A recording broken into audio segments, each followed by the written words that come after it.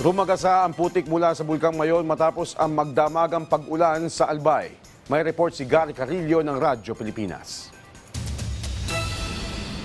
Nagpabaha sa malaking bahagi ng lalawigan ng Albay ang Tropical Depression Wilma na lalong pinalala ng epekto ng shear line. Muling rumagasa ang putik mula sa paanan ng Bulkang Mayon sa barangay Masarawag, Ginubatan matapos ang magdamagang pag-ulan. Sa barangay Rawis, Legazpi City, matinding traffic ang naranasan dahil sa sunod-sunod na pagbaha sa mga kalsada. Kaya naman ang mga otoridad dito agad nag-deploy ng mga tauhan na magmamando at aalalay sa mga motorista. Samantala, isang sawa ang nahuli ng mga residente sa barangay Mauyod, Legazpi City habang abala sila sa pagresponde sa mga binahang residente. Sa datos ng Albay Public Safety and Emergency Management Office o APSEMO, mahigit 500 individual na sa lalawigan ang inilikas dahil sa patuloy na pag-ulan na dulot ng shear line at bagyong Wilma. Kaugnay nito, inihanda na ng Department of Health Bicol ang mga gamot at iba pang health emergency commodities para maiwasan ang mga sakit na maaaring makuha sa baha, kabilang ang diarrhea, leptospirosis at iba pang waterborne diseases. Maagap ding nag-abot ng mga ready-to-eat food packs ang Department of Social Welfare and Development Bicol sa mga na-stranded na pasahero sa iba't ibang pantalan sa rehiyon. Bilang pagtugon sa direktiba ni Pangulong Ferdinand R. Marcos Jr., tiniyak ng mga ahensya ng pamahalaan na hindi pababayaan ng mga apektadong komunidad. Patuloy ang paghahatid ng agarang tulong, pagmomonitor at serbisyong may puso upang masiguro ang kaligtasan at kapakanan ng mga Bicolano sa gitna ng masamang panahon. Mula rito sa Albay, para sa Integrated State Media, Gary Carillo ng Radyo Pilipinas,